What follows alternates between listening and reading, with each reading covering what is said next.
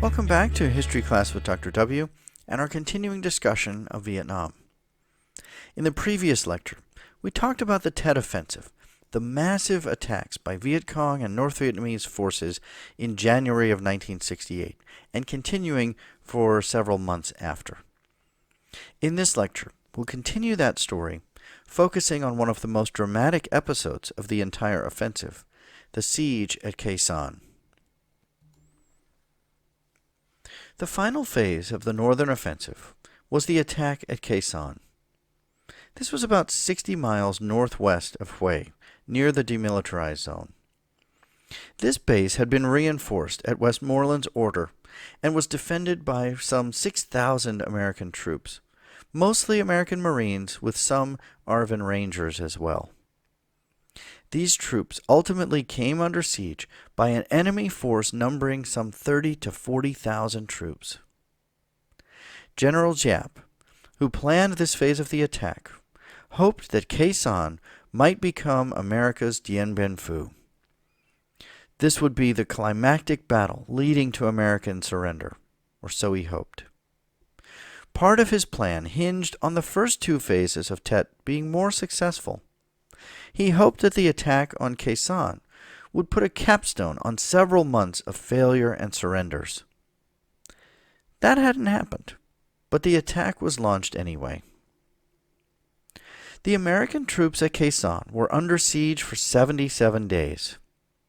The attack drew great coverage in the American media, who feared that the base might be overrun. Lyndon Johnson himself was concerned, and contemplated the use of tactical nuclear weapons to liberate American forces. But Khe Sanh was really never in danger, as Dien Bien Phu had been. With the full force of American air support and artillery, Khe Sanh never lost its ability to defend or supply itself. It launched withering attacks upon the enemy, daring them to make a direct attack against the position. This defense of Khe Sanh was known as Operation Niagara, a concentration of firepower composed of B-52s, tactical aircraft, and artillery blasting away at enemy positions. From January 20th through March 11th, the battle raged round the clock. From February 29th to March 1st, a regiment of North Vietnamese Army troops charged Khe Sanh from the east, but they were decimated by American fire and never approached the base itself. By March 11th, Giap recognized that Khe Sanh would not be taken and began to withdraw his forces. And because with the failure of the other two phases of the offensive, the battle was less decisive.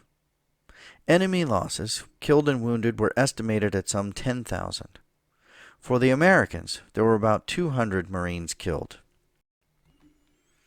With the end of the siege at Khe Sanh, the Tet Offensive was concluded.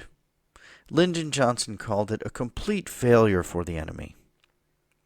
All told, Viet Cong and North Vietnamese killed were estimated at more than 58,000 for the 2 months of battle, nearly 70% of all the troops committed to the campaign. Total losses, killed and wounded for American and ARVN forces, numbered about 3,400. The Viet Cong structure, so painstakingly developed over the previous years, was in a shambles. No revolution against Saigon was launched. ARVN troops had acquitted themselves well in the fighting and expected to gain recruits from it. It appeared that a counteroffensive might be able to conquer the NVA once and for all. So militarily, the Tet Offensive was a complete failure for the NVA. However, the Tet Offensive would become something of a paradox in American and military history. It was a thoroughly convincing military victory for the United States, but in the long run, it would become symbolically the greatest defeat of the war.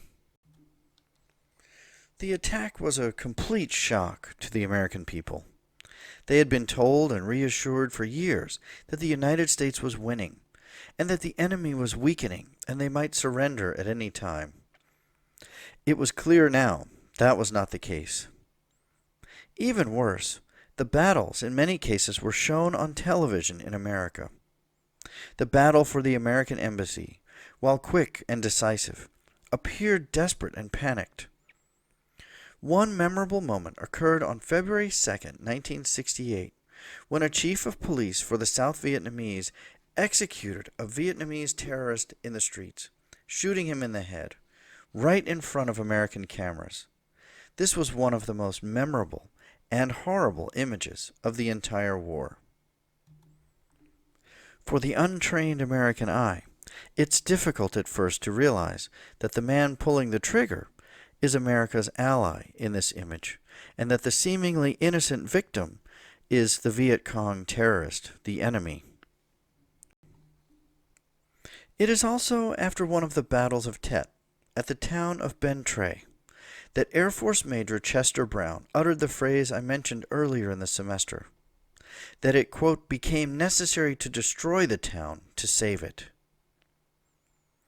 The conundrum that only in destroying South Vietnam could we save it was becoming less acceptable to Americans at home. That phrase was one of the catchphrases of the anti-war movement for the duration of the war. Americans naturally had to question what was going on. As Walter Cronkite asked one night on the news, "What the hell is going on?